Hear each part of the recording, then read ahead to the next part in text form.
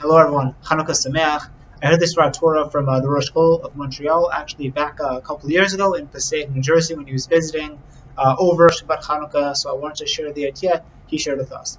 And he begins with the famous question as to why the Hashmonaim were trying so hard to find this cad of pure oil, this jar of pure oil. What was behind this? Why were they working so hard to find this?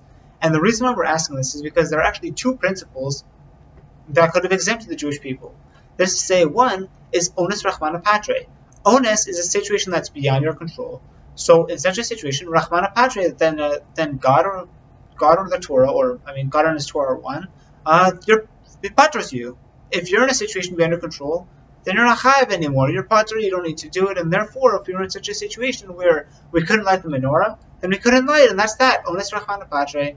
But there's a second one, and this is quoted by Rabbi Shoshan in a Machon Yaakov pamphlet that was released last year. It's called Pnei Yoshua, as to a well-known halacha that when most of the Jewish people are themselves impure, as was certainly the case back in those days, the public parts of the temple rite may be performed using impure ingredients, according to the principle of Tuma Hutra Betzibur. Right? That which is Tameh has been permitted with the Tzibur. So as a result, we have two things. We have Onus Rahmana Patre, the Jewish people didn't need to light if they couldn't, and two, Tuma Hutra Betzibur. Even if they weren't able to light, all they could find was that which is Tameh, they're allowed to do it. So why were the Chashmonaim trying so hard to find this cad of pure oil? They had two solutions right in front of their eyes. What's the big deal? So the answer to these questions underlies a central issue, if not the issue, in terms of the different perspectives of the Jews and the Greeks. And this is really symbolized beautifully in the machloka between the Rosh and Rabbi Akiva. As to say, this Rosh comes up to Rabbi Akiva and asks the following question, and this should sound somewhat familiar. What's greater, the works of God or the works of man? Now the Rosh was expecting Rabbi Akiva to say the works of God, and upon Rabbi Akiva saying this, the Rosh was going to say, well, if that's true that the works of God are greater, then why do you circumcise your sons? You shouldn't circumcise your sons. That's the work of man, whereas the way we're created is the work of God. In response, what did Rabbi Akiva say? How did he respond? So Rabbi Akiva said, well, what do you prefer? Do you prefer raw grains or cake? Now the answer is obviously cake, but there's a catch here.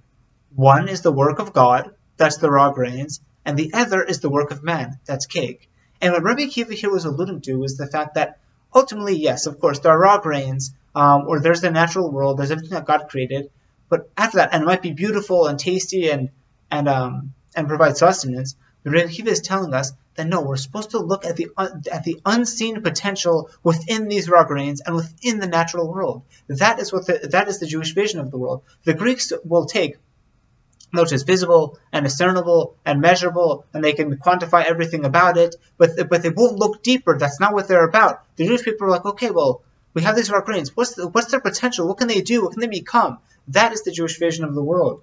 And that's why the Chashmonaim were trying so hard to find this oil.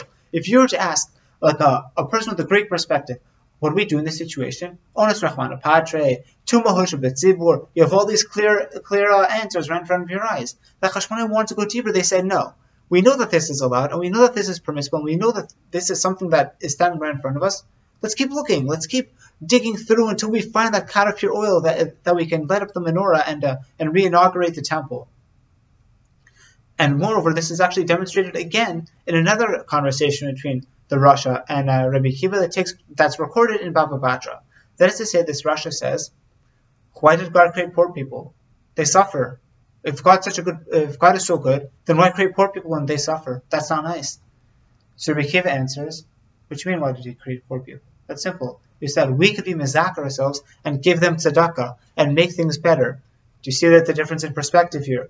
The Rosh here is clearly focused on, there are poor people suffer, how could this happen? And Rabbi Akiva is saying, okay, there are poor people, but what's the purpose of poor people? How can we make the world better through these poor people? Always look deeper at what the underlying factual situation is in front of you and try to see what you can make of it. That is the Jewish perspective of the world. That is what we are combating on Chanukah. That is one of the messages that is being symbolized through lighting the menorah.